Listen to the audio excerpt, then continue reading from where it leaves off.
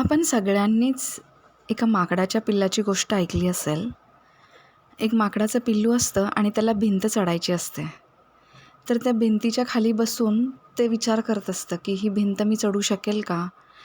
ही भिंत मी कशी पार करू? असे अनेक प्रश्न त्याच्या डोक्यात असतात आणि ते असं बिचारं असं बसलेलं असतं. तेवढ्यात तिथं त्याची आई येते आणि त्याला प्रोत्साहन देते.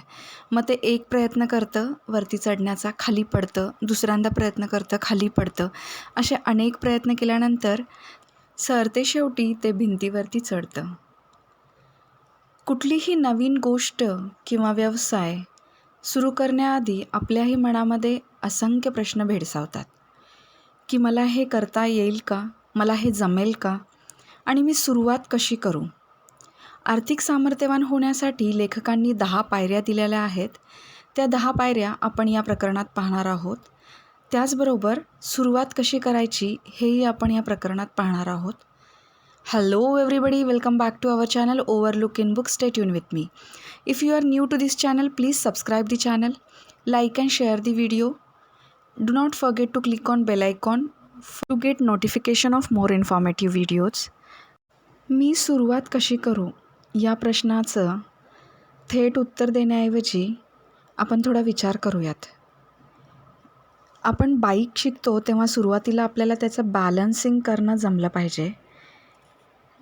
पैशांचंही सेम असंच आहे. एकदा जर आपल्याला तो तोल सांभाळता आला तर आपण अडखळ्यातून लवकर बाहेर येतो. सुरुवात कशी करायची हा सगळ्यात मोठा प्रश्न असतो आपल्यासमोर. जेव्हा आपण धाडसी निर्णय घेतो तेव्हा सुरुवात कशी करायची हा प्रश्न आपल्याला भेडसावत नाही. कारण आपण तेव्हा अपयशाबाबत विचार करत नाही. आपल्याला एक आत्मविश्वास असतो की मी हे नक्की करेन आणि मला यात यशच मिळेल.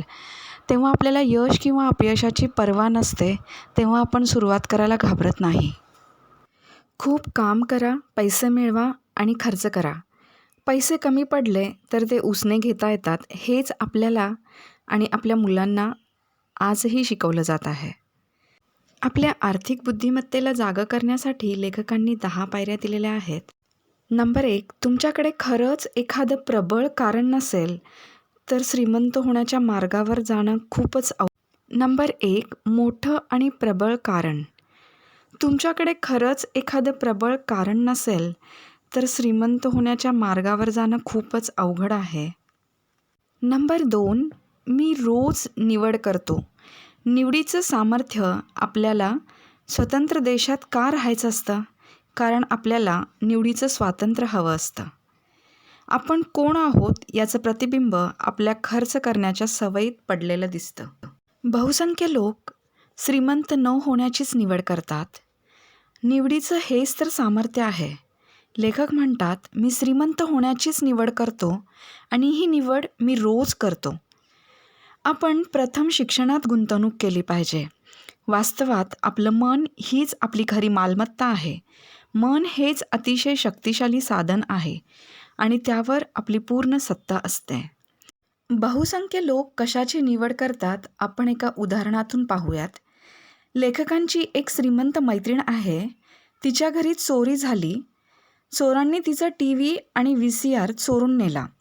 पण तिच्या पुस्तकांना त्यांनी हातही लावला नाही. सगळीकडे असेच होत चालले आहे. 90% लोक TV आणि करमणुकीच्या वस्तू विकत घेतात आणि 10% लोक व्यवसायविषयक पुस्तक किंवा गुंतवणूकविषयक टिप्स विकत घेतात. निवड आपणच करू शकतो. आपल्याला मनोरंजन हवं आहे की आपल्याला श्रीमंत व्हायचं आहे. मग करायचं काय? पायरी 3, मित्र काळजीपूर्वक निवडा. संगतीचे सामर्थ्य. मैत्रीमध्ये प्रचंड सामर्थ्य आहे. लेखक म्हणतात की मी माझ्या मित्रांची निवड त्यांच्या आर्थिक परिस्थितीवरून करत नाही.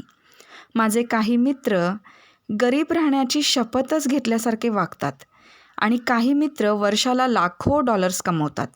मी या सगळ्यांकडून सतत शिकत असतो. अगदी प्रामाणिकपणे मी त्यांच्याकडून काही ना काही शिकण्याचा प्रयत्न करतो. 4थी पायरी आहे, सूत्रांवर प्रावीण्य मिळवा आणि नवं शिका. आजच्या खूप वेगवान बदलणाऱ्या जगात तुमच्याजवळची माहिती जमेला धरली जात नाही. कारण तोपर्यंत ती जुनी झालेली असते. तुम्ही किती वेगानं शिकता हे महत्त्वाचं. ते कौशल्य अमोल आहे. वेगवान सूत्र शोधणं, त्याची कृती शोधणं आणि त्यातून पैसा मिळवणं हेही अमोल आहे. पैसे मिळवण्यासाठी खूप मेहनत करावी लागते, हे सूत्र खूप जुनं आहे. थोडक्यात सांगायचं तर जलद गतीनं शिकण्याचं सामर्थ्य खूप आहे. बेकरीवाल्याचंच उदाहरण घ्यायचं झालं तर त्याच्या डोक्यात कृती आली की तो लगेचच करून पाहतो.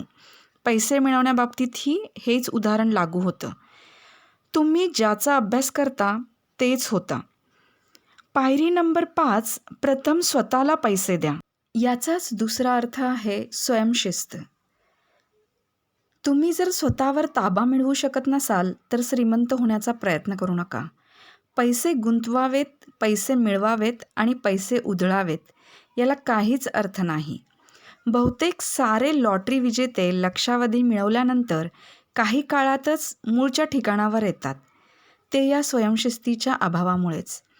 पगार वाढला की गाडी घेतात किंवा कुठेतरी सहलीला जातात, तेही स्वयंशिस्तीच्या अभावामुळेच. 10 पायऱ्यांपैकी सर्वात महत्त्वाची पायरी कोणती हे सांगणं खरंच अवघड आहे. पण प्रथम स्वतःला पैसे द्या ही पायरी जर तुमच्या स्वभावाचाच एक भाग नसेल तर ती शिकण्यासाठी खूप अवघड आहे. स्वयंशिस्त ही गरीब आणि श्रीमंत यांच्यातला फरक सांगणारी फार महत्त्वाची किंबहुना पहिल्या क्रमांकाची गोष्ट आहे. आपण स्वतःला प्रथम पैसे दिल्यानंतर कॅश फ्लोचं व्यवस्थापन, मनुष्यबळाचं व्यवस्थापन आणि वैयक्तिक वेळेचं व्यवस्थापन करणं खूपच गरजेचं आहे. या 3 गोष्टी ताब्यात ठेवल्या तर आपण स्वतःला दिलेला पैसा आपल्यासाठी खूप काम करेल आणि खूप पैसा निर्माण करेल. म्हणूनच प्रथम स्वतःला पैसे द्या. प्रथम स्वतःला पैसे देणारे लोक मालमत्ता, बचत आणि गुंतवणूक करतात आणि नंतर बाकीचा खर्च करतात. त्यामुळं गुंतवणूक, मालमत्ता यामधून त्यांना एक नवीन उत्पन्न तयार होतं आणि त्या उत्पन्नातून ते त्यांचा खर्च करतात. तुम्हाला फेडावं लागेल अशा मोठ्या कर्जाच्या विळख्यात सापडूच नका. खर्च कमी ठेवा, तुमच्या मालमत्ता मजबूत ठेवा, नंतरच मोठं घर किंवा छानशी गाडी घ्या. रॅट रेसमध्ये अडकून पडणं यात काही बुद्धिकौशल्य नाही. जेव्हा जेव्हा पैसे कमी पडतात तेव्हा बचतीला आणि गुंतवणुकीला अजिबात हात लावू नका. तुमच्यावरचा दबाव वाढू द्या. त्या दबावाचा वापर तुमच्यातील आर्थिक बुद्धिमत्तेला पैसे मिळवण्याच्या वाटा शोधण्यासाठी व्हायला हवा. त्या वाटा शोधा आणि त्यातूनच बिलांचे पैसे अदा करा. त्यातून तुमचं अधिक पैसे मिळवण्याचं नैपुण्य वाढेल आणि आर्थिक बुद्धिमत्ता देखील. आर्थिक बुद्धिमत्तेचा वापर केला तर जीवनातील सगळ्या चांगल्या गोष्टी मिळतील. तुम्ही श्रीमंत व्हा आणि चांगल्या जीवनाचा अजिबात त्याग न करता बिलाचे पैसे द्या. तीच आर्थिक बुद्धिमत्ता आहे. पायरी नंबर 6, ब्रोकर्सना चांगले पैसे द्या. चांगल्या सल्ल्यांचं सामर्थ्य. याचाच अर्थ आपल्याला चांगला उपदेश मिळाला तरच आपला पैसा योग्य ठिकाणी गुंतवला जाईल आणि आपला पैसा आपल्यासाठी खूप पैसा निर्माण करेल. बऱ्याच श्रीमंत लोकांकडे महागडे वकील, अकाउंटंट्स, रिअल इस्टेट ब्रोकर्स आणि शेअर ब्रोकर्स असतात. कारण ही मंडळी जेवढी व्यावसायिक असतात तेवढेच तुम्हाला जास्त पैसे कमावून देतात. ते जेवढे जास्त पैसे मिळवतात त्याहून अधिक पैसे आपल्याला कमावून देतात. म्हणूनच ब्रोकर्सना चांगले पैसे देणे म्हणजेच चांगल्या सल्ल्याचं सामर्थ्य हे खूप मोठं आहे. पायरी नंबर 7, इंडियन दाता व्हा. म्हणजेच काहीही न देता घेण्याचं सामर्थ्य. अमेरिकेतली एक गोष्ट आहे. वसाहतवादी गोरे अमेरिकेत आले तेव्हा काही अमेरिकन इंडियन्समधला प्रघात पाहून त्यांना आश्चर्य वाटलं. एखाद्या गोऱ्याला थंडी वाजत असेल तर एखादा इंडियन त्याला आपल्याजवळचं ब्लँकेट द्यायचा. काम झाल्यावर ते परतही मागायचा. सुरुवातीला गोऱ्याला वाटायचं की त्यांनी दिलेली ही भेट आहे. भेट परत मागितल्यावर त्याला विचित्र वाटायचं आणि तो ब्लँकेट परत देत नाही हे पाहून इंडियनही अस्वस्थ व्हायचे. यातूनच इंडियन दाता ही संज्ञा प्रचलित झाली. हा साधा सांस्कृतिक गैरसमज होता. मालमत्तेच्या रकान्याचा विचार करता इंडियन दाता असणं आवश्यक आहे. उच्च दर्जाच्या गुंतवणूकदाराचा पहिला प्रश्न असतो, माझे पैसे कधी परत मिळतील, त्यासोबत इतर कोणत्या गोष्टी किंवा फायदे मिळणार आहेत, जास्तीचे किती पैसे मिळतील, ही माहितीही त्यांना हवी असते. म्हणूनच return of and on investment म्हणजेच गुंतवणुकीवरील मोबदला आणि तिची परतफेड खूप महत्त्वाची आहे. प्रत्येक गुंतवणुकीतून आपल्याला काहीतरी अधिक मिळालेलं आवडतं, म्हणजेच काहीतरी फुकट हवं असतं. छोटी इमारत, छोटंसं गोदाम, मोकळी जागा, एखादं घर, शेअर्स आणि मर्यादित जोखीम असं काहीही आपल्याला चालतं. मॅकडॉनल्डचे रे क्रॉक हॅमबर्गरच्या फ्रँचाईज विकत होते. ते काही त्यांना हॅमबर्गर फार आवडत होतं म्हणून नाही, त्यांना त्या फ्रँचाईजसोबत येणारे रिअल इस्टेट मोफत हवी होती म्हणून. हुशार गुंतवणूकदारांनी गुंतवणुकीवर मिळणाऱ्या परताव्या पलीकडे जाऊन काहीतरी शोधायला हवं. पैसे परत मिळाल्यानंतर मालमत्ताही फुकट मिळायला हवी, ही आर्थिक बुद्धिमत्ता आहे. पायरी नंबर 8, मालमत्तामुळे चैनीच्या वस्तू खरेदी करता येतात. आपण एक उदाहरण पाहूयात. मला गाडी घ्यायची होती म्हणून मी शोरूममध्ये गेले आणि त्यांना गाडीची किंमत विचारली. त्यांनी सांगितलेल्या किमतीप्रमाणे माझ्याकडे खूपच पैसे कमी होते, तर ते बोलले की तुम्ही डाऊन पेमेंट भरू शकता आणि बाकीचे इन्स्टॉलमेंटसाठी फायनान्स कंपनी आहे, तर ती तुम्हाला पैसे प्रोव्हाइड करेल. त्याच्यावरती थोडाफार मिनिमम इंटरेस्ट असेल तो तुम्हाला पे करावा लागेल. गोष्ट मी माझ्या फिनान्शियल ॲडवायझरसोबत डिस्कस केली आणि त्यांनी मला सल्ला दिला की तुम्ही हेच पैसे जे गाडीची डाऊन पेमेंट भरणार आहात ते स्पेसिफिक कंपनीच्या शेअर्स विकत घेऊन गुंतवले तर तुम्हाला लवकरच चांगला परतावा मिळेल, ज्यातून तुम्ही कर्जमुक्त गाडी विकत घेऊ शकाल. मी त्यांचं ऐकलं आणि मी पैसे शेअरमध्ये गुंतवणूक केले आणि थोड्याच महिन्यात ते शेअर्स विकून फुल पेमेंट देऊन मी गाडी विकत घेतली. इथे मला कर्ज, इंटरेस्ट असं काहीही नाही आहे आणि मी माझी चैनीची वस्तू एन्जॉय करू शकते. तुम्हाला जर चैनीची वस्तू घ्यायची असेल तर पहिल्यांदा मालमत्ता तयार करा आणि त्याच्या किमतीतून तुम्ही चैनीची वस्तू घ्या. मालमत्तेच्या रकान्यातून कॅश फ्लो वाढवण्याची कार्यपद्धती चांगली वाटत असली तरी पैशाला दिशा देण्याचं मानसिक धैर्य अतिशय कठीण असतं. आजच्या ग्राहकांच्या जगात बाहेरील भुरळ पडणाऱ्या गोष्टींमुळे खर्चाचा रकाना वाढवणं अगदी सोपं आहे. दुर्बल मनोधैर्यामुळे हाच मार्ग स्वीकारला जातो आणि गरीब व आर्थिक झगड्यांमागचं हेच कारण आहे. आर्थिक बुद्धिमत्तेचं संख्याविषयक उदाहरण पाहूयात. आपण जर 100 लोकांना वर्षाच्या सुरुवातीला प्रत्येकी 10,000 रुपये दिले तर वर्षाच्या अखेरीस 80 जणांकडे काहीही शिल्लक नसेल. त्यातील अनेकांनी नवीन कार, रेफ्रिजरेटर, TV किंवा सहलीसाठी पैसे खर्च करून आणखी कर्जही करून ठेवलेलं असेल. 16 जणांनी त्या रकमेत 5 ते 10% वाढ केलेली असेल आणि 4 जणांनी ते पैसे दुपटीनं किंवा अगदी 10 लाखापर्यंतही वाढवले असतील. आपण शाळेत जातो ते एखाद्या व्यवसायाचं शिक्षण घेण्यासाठी. त्यानंतर आपण पैशासाठी काम करू शकतो. पैसे आपल्यासाठी कसे काम करतात हे शिकणंही महत्त्वाचं आहे. चैनीच्या गोष्टी सगळ्यांनाच आवडतात. फरक एवढाच आहे की काही जण या चैनीच्या वस्तू घेण्यासाठी कर्ज काढतात आणि काही जण मालमत्ता निर्माण करून चैनीच्या वस्तू घेतात. तुम्हाला पैशाचे स्वामी व्हायचं असेल तर तुम्ही त्याच्यापेक्षा हुशार असायला हवं. पैशाला जे सांगितलं जातं तेच तो करतो. तो तुमची आज्ञा पाळेल. त्यामुळे त्याचे गुलाम होण्यापेक्षा स्वामी व्हा. तीच आर्थिक बुद्धिमत्ता आहे. पायरी नंबर 9, आदर्शाची हिरोची गरज. लहान असताना आपल्याला सगळ्यांनाच कुणीतरी एक हिरो आपल्या मनात असतो. आपल्याला त्याच्यासारखंच व्हायचं असतं. हा नायकच आपल्याला स्फूर्तीशिवाय आणखी काही गोष्टी शिकवतो. त्या गोष्टी सोप्या करून दाखवतो. सोपेपणा आला की आपल्याला त्याच्यासारखं होण्याची खात्री वाटायला लागते. ते जर करू शकतात तर मी देखील करू शकतो ही जिद्द निर्माण होते.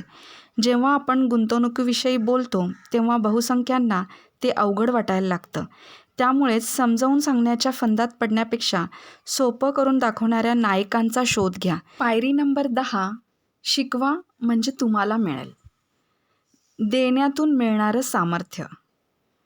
दानशूर असणं, देत राहणं कधीही आपल्याला शिकवतं आणि आपण त्यातून खूप मोठे होतो. ज्ञान आणि वेळ या मार्गानं खूप काही दिलं जातं. माझ्याकडे जास्त पैसे आले की मी देईन हे म्हणणं म्हणजे आपल्याकडे जेव्हा जास्त पैसे येतील तेव्हाच मी देईन, त्या जास्त पैसे येण्याची वाट बघत बसणं आहे. तुमच्याकडं जे काही आहे त्यातून थोडंसं तुम्ही दिलं की ऑटोमॅटिकली त्याच्याहून अधिक तुमच्याकडं परत येतं. देण्यावर खूप विश्वास ठेवा. तुम्हाला काही हवं असल्यास आधी तुम्ही ते दिलं पाहिजे. पैसे, हास्य, प्रेम, मैत्री ह्यातली कुठलीही गोष्ट तुम्हाला हवी असल्यास आधी तुम्ही ती द्या, मगच ती तुमच्याकडे भरभरून येईल. शिकवा म्हणजे तुम्हीही शिकाल. ज्यांना शिकायचं आहे त्यांना प्रामाणिकपणे शिकवल्यानंतर आपल्यालाच खूप काही शिकायला मिळतं. तुम्हाला पैशाविषयी काही शिकायचं असेल तर तुम्ही दुसऱ्याला तुमच्याकडे जे काही आहे ते शिकवा. तसं केलंत की तुम्हाला नव्या कल्पना सापडतील. काही वेळानंतर असं घडेल की आपण देतो आणि परत काहीच येत नाही किंवा परत येणारी गोष्ट आपल्याला नको असते. अशा वेळी आत्मपरीक्षण करावं, स्वतःचीच झाडाझडती घ्यावी. मग लक्षात येईल की त्यावेळी आपण स्वच्छ मनानं देण्याऐवजी काहीतरी हवं होतं म्हणून देत होतो. त्यामागे अभिलाषा होती. जे तुमच्याकडे आहे त्याबाबत उदार राहा. या शक्तीही तुमच्याबाबत औदार्य दाखवतील. तुम्हाला जर शिकायचं असेल तर तुम्ही तुमच्याकडे जे आहे ते इतरांना शिकवा. लेखकांनी ह्या सगळ्या 10 पायऱ्या श्रीमंत होण्यासाठी सांगितल्या आहेत. आपण पुढच्या प्रकरणामध्ये पाहणार आहोत. अजून हवंय हे करा. हे प्रकरण इथंच संपत आहे. जर तुम्हाला हा व्हिडिओ मनापासून आवडला असेल तर प्लीज लाईक अँड शेअर करा. जर तुम्ही चॅनलला अजूनही सबस्क्राईब केलं नसेल तर प्लीज सबस्क्राईब करा. Stay tune with me. Thank you.